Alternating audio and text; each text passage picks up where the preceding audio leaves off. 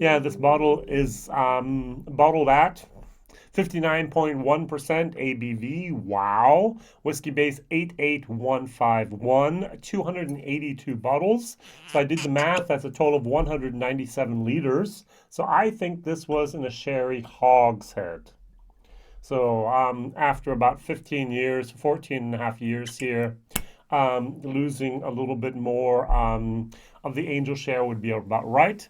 Might be a shared cask, I don't know.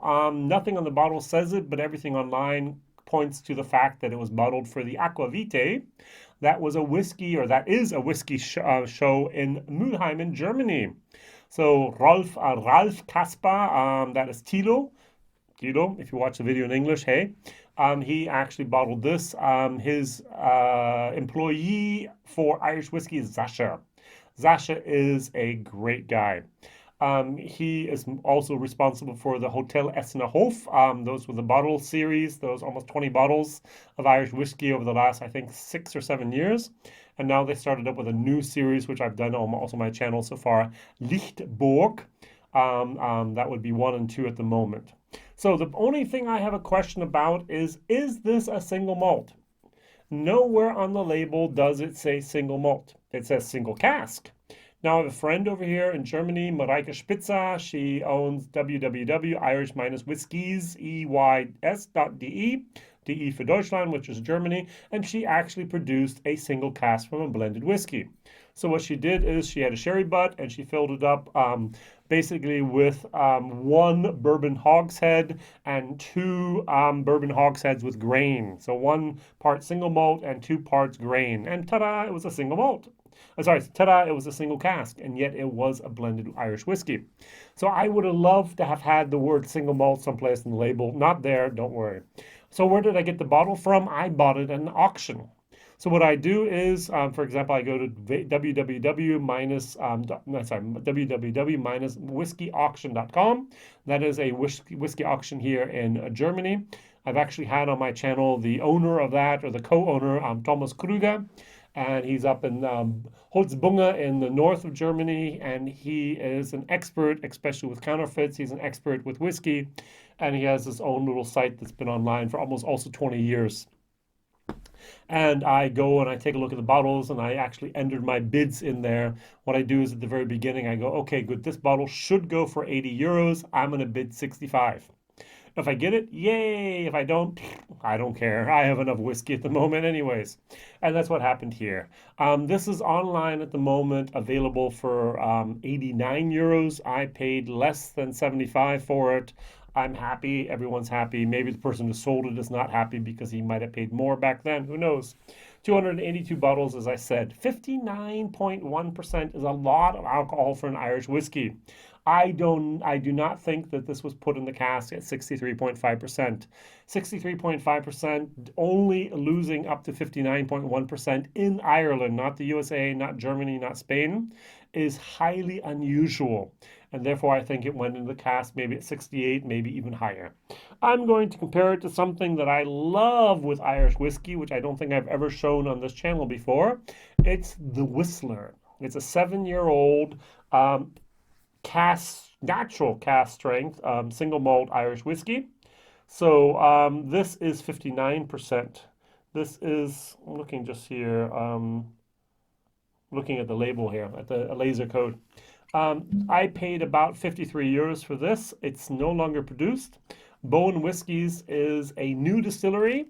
There's a video on my channel where I interview one of the co-workers there, one of the founding family members. And he is actually, just like his grandfather, a whistler. That's why it's called the Whistler.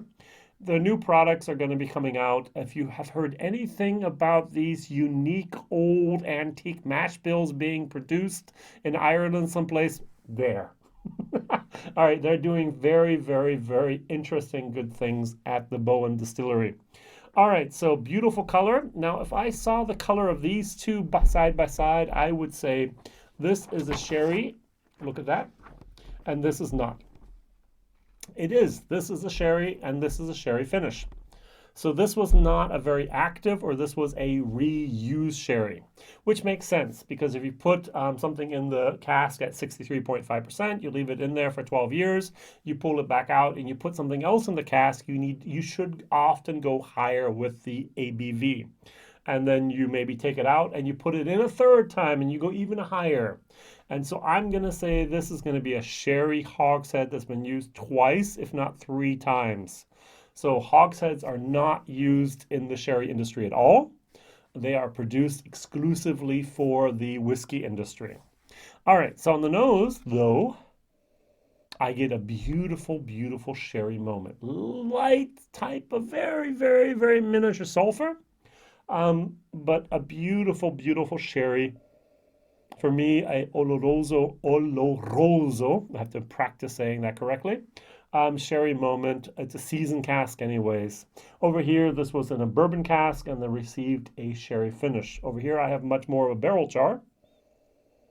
Oh, I get a nice sherry raisiny moment here.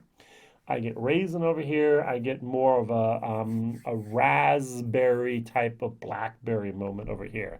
Two excellent bottles that demonstrate what Irish whiskey was. Very, very important was. This is probably Cooley juice, but I'm not 100% sure. It's definitely not made at the Bowen Distillery. Back at the time, they're 7 years old when I bought this, so there were only 3 distilleries producing whiskey in Ireland: Middleton, Bushmills, and Cooley. Everything else since then has appeared. And so this is maybe even Bushmills. Oh. Now you say, Jason, but Teeling, that was Cooley. Well, what happened is when the ownership from Diageo passed over to the Mexican company with Bushmills, there was a sell-off of some casks. Happens. Either the old owner or the new owner goes, hey, we don't need these. Boom. The old owner sells casks to make money real quick, and the new owner goes, this doesn't fit our flavor profile, whatever, boom. And so John Teeling and his company actually bought quite a few of those casks as well. So not everything that is at Teeling is automatically a Cooley whiskey. Some of it is actually Bushmills. And I think this is a Bushmill. I might be wrong, but I think. Why? I get lemon notes. I never get lemon notes in a Cooley product. At least I haven't. If you nose it, a very, very nice sherry moment, and you taste it, 59.1%. I should need water. Let's see.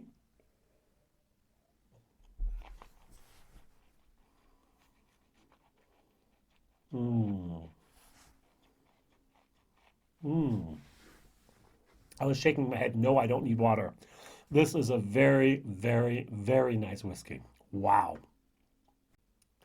It's very seldom that I have an Irish whiskey at 59% where I go, wow. And especially an older Irish whiskey. The new stuff from Great Northern Distillery can be 2 stacks, can be very high, 60+%, and still good.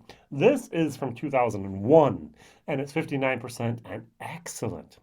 This is a solid B whiskey. I get a lot of flavor here. Now, someone else on Whiskybase actually wrote a beautiful, beautiful summary of what they actually experienced here. And I would just like to steal from their notes, if I may. So they say it's a little bit of a cherry with a CH in alcohol. We have that lime, we have vanilla, we have cinnamon, we have pear. It's very creamy. It's very, very high viscosity. It's a little bit of bread that is toasted. There's a biscuit in there, a little bit of a sweet apricot. There's apple juice. There's spicy oak. There's a cool sweetness involved. There's a cereal note that comes through. It's a tiny little bit herbal, but it's very, very, very nice. I don't have any problem at all. I would not say any bitterness at all, and I'm a little bit oversensitive at the moment to bitterness. I really, really, really like this. As I said, it's 59.1%, so what I'm going to do is I'm going to dilute it down. I'm going to try to hit the 48% mark. Try it again, and then I'll go over to my Whistler, which is a good whiskey. This is a great whiskey. Oh, yeah.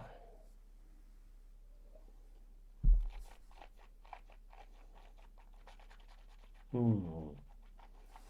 Mm.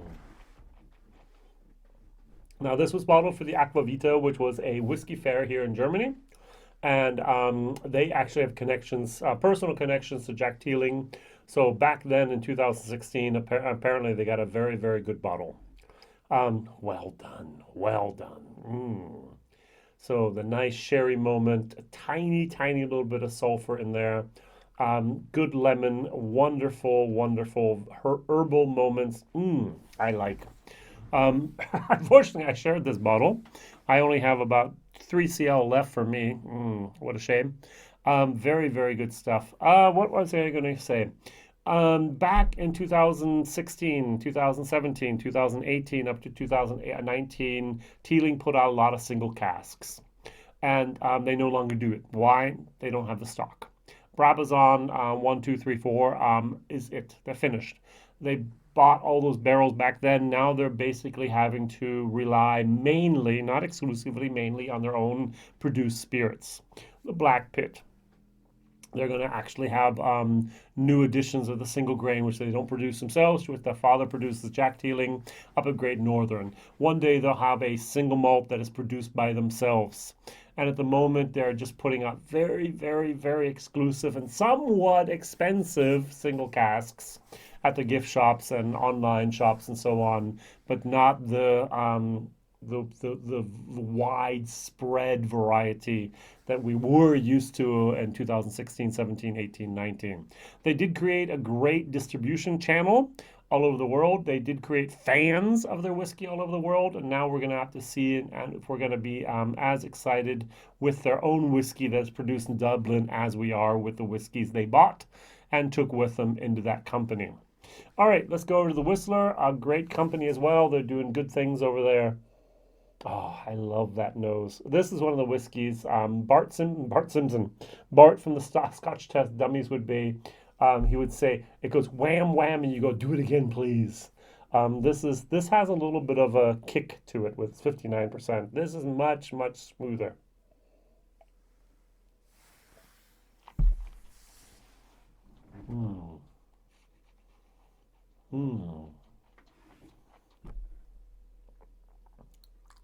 See, it also says Irish whiskey. It doesn't say single malt anywhere on here. Oh, it does say single malt. My mistake. All right, here, single malt. I like a lot. That sherry finish at the end really gives it a kick. That 59% is just fantastic. You can add water. You don't really need to. It is a brutal type of whiskey, but yet it's so delicious. This is more. This is rounder, sweeter. If you ever had some old J.J. Corey's blends and they have a little bit of a lemon moment in there at the end, that was some of that 20-plus-year-old single malt she bought from Bushmills. Beautiful, beautiful stuff. Excellent whiskey. I'm in love. All right, it's a solid B. Value for money. As I said, I paid about basically 75 euros for this bottle. It's a C. It's a C. It's still on. There's still one company that has a bottle, at least one, if not more, of the 282 here in Germany. It's called Whiskey Borg, B-U-R-G, Berg, Borg, B-U-R-G, Whiskey Borg. And they still have one. I have no idea if they send to other countries or not. You could actually ask, and they might actually be willing to. Who knows? Whiskey Jason here. My question of the day is, what is your favorite single cask product from Teeling? And if that's not possible for you to answer, what whiskey do you often have lime in it? A lime taste, a lime note, a lime moment, aroma. For me, it's often J.J. Corey, and here this was basically that as well. Thank you. Like, subscribe, tell others, and share this video, and hopefully we'll have more and more people watching this crazy guy over in Europe tasting whiskey you probably will never, ever be able to buy. Sorry. Bye-bye.